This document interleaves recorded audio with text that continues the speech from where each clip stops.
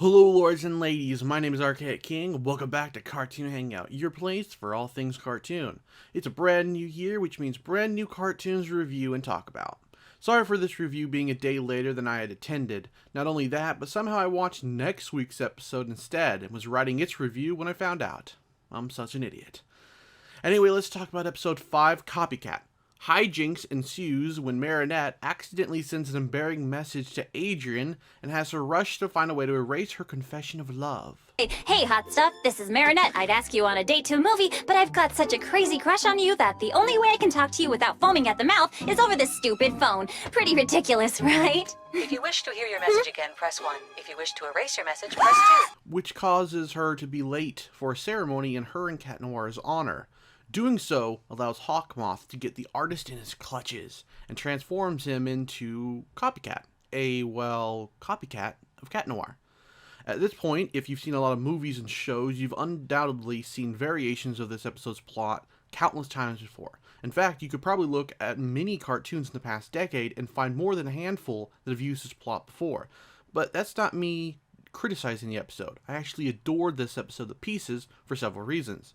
For instance, while in previous episodes we've seen Marinette struggle with living a dual life, in this episode we see her really struggle with it and choose to put herself before her responsibilities as Ladybug, which ends up having a negative consequence because her being late is partially what led to Theo becoming Copycat. That's what's so fun about superhero fiction. It's not just about the action or the colorful spandex, it's about seeing how someone copes with living a double life and how they attempt to balance their personal life and the responsibilities that come with their superhero life and its own responsibilities.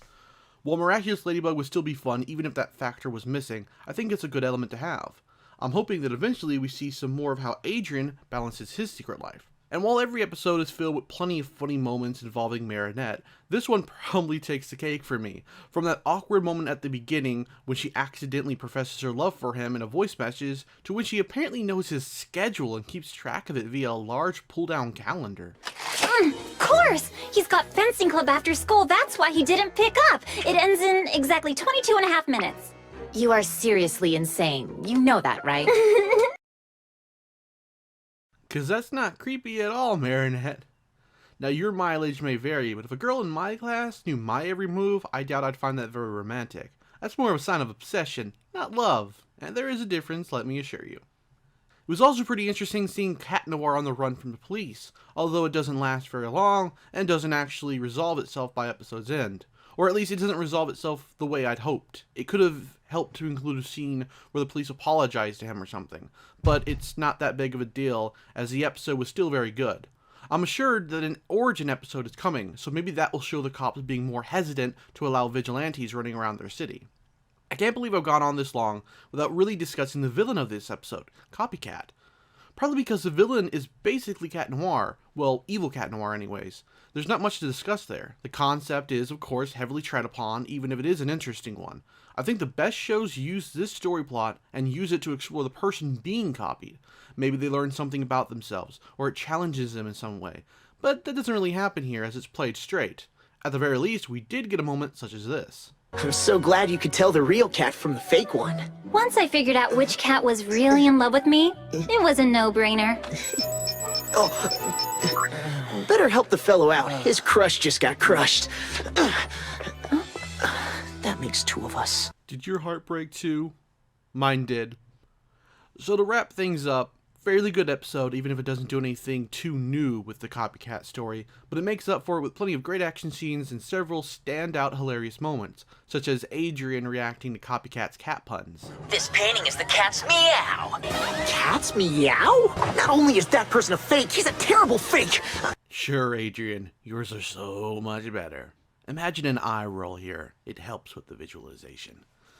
And that's my review of Copycat. Do you agree with me or disagree? Let me know in the comments below. If you have time, make sure to drop a like or a dislike if you want, and consider subscribing for more Miraculous Ladybug reviews.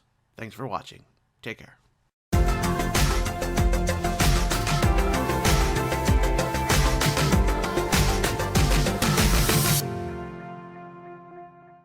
Hello lords and ladies, my name is Archaic King, and welcome back to Cartoon Hangout, your place for all things cartoon. It's a brand new year, which means brand new cartoons to review and talk about. So this Sunday's episode was the Pharaoh, and I have to say it was probably one of my favorite episodes thus far. Not only do we get the coolest looking villain with a bag of visually interesting powers, but some more information on the Miraculous and the Kwami, but we'll discuss that further into the review. For now, let's talk about the episode's plot. In this episode, we're introduced to Alex's older brother, who ends up being transformed into Pharaoh by Hawkmoth. My precious Nefertiti will come back to life. Seems like his entire family just attracts Hawkmoth, doesn't it? Well, the father hasn't been turned yet, but give it time. Give it time. If you recognize his voice actor, it's because it's none other than, I'm going to horribly mispronounce his last name, Vic Mignogna, or Mignogna, who also voiced Edward Elric of the anime Full Metal Alchemist. Hard to believe, huh? And he gets a cool villain design, as I said above, along with some really sweet powers. Basically, as the Pharaoh, he can harness the power of the Egyptian gods. Thoth creates magical time bubbles that freeze people. Sekhmet gives him incredible strength. Anubis allows him to transform people to mummies. And finally, Horus gives him the ability of flight. Although, upon some research, technically the show seems to have taken some liberties with these Egyptian mythologies, as Thoth was the god of knowledge and writing, not time. Seems a little overpowered, doesn't he? This villain definitely needed the combined might of Ladybug and Cat Noir to defeat him. And along the way, we get something of an origin story for the Kwami that Marinette and Adrian use. As revealed later in the episode by Tiki, she and other Kwami are over 5,000 years old, and that there's always been a Ladybug, and likely a Cat Noir. This is a pretty awesome backstory, and more than a little bit reminded me of the Witchblade, that series. If you're not sure what that is, it's a comic book about a woman who uses an artifact known as the Witchblade that has been used by many women throughout history. So now you see why it reminds me of that. Back to the villain of the episode, though. While I absolutely dug the Pharaoh's appearance and powers, his human identity, Jalil, was just a teeny bit disappointing.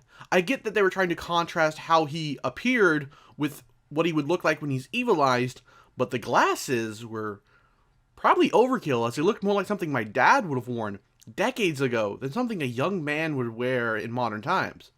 However, if I wanted to give the writers credit, I'd say since he's in ancient history, and maybe more than a little like a hipster, maybe he wore them on purpose. Oh, and if you wondered why Marinette was dead set on getting her history book back, it's because she'd written her name in it, as you usually do with school textbooks.